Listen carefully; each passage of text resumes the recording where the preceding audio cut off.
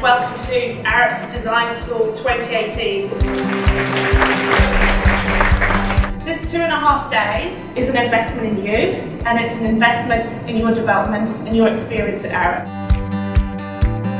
We're really quite excited to be theming this around the Sustainable Development Goals, or the SDGs. Arup wants to live and breathe the SDGs and all that it delivers.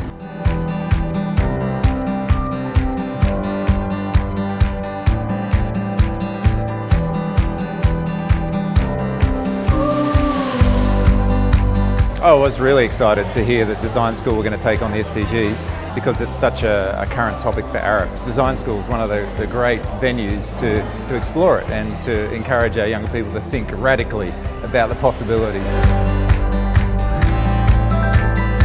Whether we like it or not, the world is rapidly urbanising, and we're going to have to come up with some ideas to make that happen in a sustainable way. When we look at this from an Arup point of view, it's very tempting to say, actually, we'll just focus on, number 10 and number 7 and number 6 because they're the things we do. Actually, we've decided they're all important because actually they're all linked. Rather than just saying we want to do a bit more of this or a bit more of that because we think it's the right thing to do, we can actually say our footprint is this, and we can work back from where we currently are to where we would like to be. If we can't make inroads into how we turn this into something that really means something on the ground, who can?